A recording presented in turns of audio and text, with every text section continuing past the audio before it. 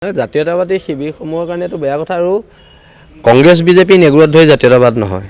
জাতীয়তাবাদ হ'লে শুদ্ধ জাতীয়তাবাদ হ'ব লাগিব। আৰু জাতীয়তাবাদ মানে কি? জাতীয়তাবাদ মানে আমাৰ খিলঞ্জীয়া মানুহখিনিৰ অধিকাৰ প্ৰতিষ্ঠা কৰা, ৰাজনৈতিকভাৱে অধিকাৰ প্ৰতিষ্ঠা কৰা এখন যুদ্ধ।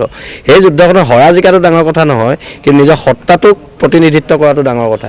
এতিয়া যদি কোনোবাই কংগ্ৰেছৰ লগত থাকি কয় আমি জাতীয়তাবাদী, কোনোবাই যদি বিজেপিৰ লগত থাকি কয় আমি জাতীয়তাবাদী, সেই জাতীয়তাবাদক অসমৰ খিলঞ্জীয়া জনগণে গ্ৰহণ নকৰে। বিহালীত যিটো বিৰোধী ঐক্য হ'ব লাগিছিলে, ঐক্যই ভাঙি ঠাণ্ডান হৈ গ'ল।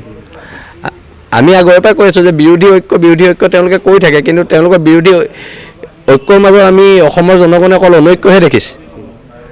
অনৈক্য দেখিছে, অসমৰ মানুহ পাজোল হৈছে। অসমৰ যিখিনি বিজেপি বিৰোধী ভোট, সেই ভোট দিয়া মানুহখিনিয়ে পাজোল হৈছে। এইটো বিৰোধী ঐক্য নে বিৰোধী অনৈক্য? 26ত কি হয় কি নহয় নাজানো, কিন্তু বীৰ লাচিত সেনাক বাদ দি কোনো চৰকাৰ বনাব নোৱাৰে, সেইটো আপোনালোকে লিখি ৰাখক। সেইটো সময়ত আমি কম 2025ত আমি এই বিষয়ে গোটেইখিনি স্পষ্ট কৰিম। কিন্তু 2026ত বীৰ লাচিত সেনাক বাদ দি অসমত কোনো ৰাজনৈতিক দলে চৰকাৰ গঠন কৰিব নোৱাৰে, সেইটো আপোনালোকে লিখি ৰাখক। সেইটো সময়ে ক'ব, কিন্তু বীৰ লাচিত সেনাই যিটো ভূমিকা ল'ব, সেইটো ভূমিকা জাতিৰ স্বাৰ্থত, খিলঞ্জীয়া মানুহৰ স্বাৰ্থত হ'ব। শেহতীয়াকৈ যদি আপোনালোকে চায়, অসমৰ দুটা ঘটনা, শিৱসাগৰৰ ঘটনা অনা অসমীয়াৰ দ্বাৰা সংঘটিত হৈছে, আৰু ধিঙৰ ঘটনা বাংলাদেশী মূলৰ মানুহৰ দ্বাৰা সংঘটিত হৈছে।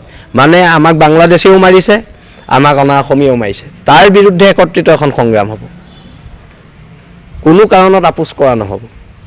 আৰু যিটো ৰাষ্ট্ৰীয় দলেই আমাক ভূমিৰ অধিকাৰ, ৰাজনৈতিক অধিকাৰ, সম্পদৰ ওপৰত অধিকাৰ দিম বুলি প্ৰতিশ্ৰুতি দিব, সেই ৰাজনৈতিক দলকে বীৰ লাচিত সেনা অসমে সমৰ্থন কৰিব। নহয়, বিজেপি নেগুৰত ধৰি আগবাঢ়িলে ভাল কথাটো নহ'ব।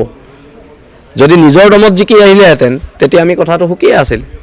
কিন্তু বিজেপি ছাপোৰ্ট লৈ, কংগ্ৰেছৰ ছাপোৰ্ট লৈ এতিয়া অসম গণ পৰিষদে কৈছে যে আমি জাতীয়তাবাদী, তেওঁলোক আছে বিজেপিৰ লগত। সেই জাতীয়তাবাদক অসমৰ খিলঞ্জীয়া জনগণে সমৰ্থন নকৰে। এতিয়া বাকী কংগ্ৰেছৰ লগত যিকেইটা দল লগ লাগিছে, জাতীয়তাবাদী দল, তেওঁলোককতো জাতীয়তাবাদী বুলি অসমৰ জনগণে বিশ্বাসত নলয়। সেইটো স্পষ্ট কথা।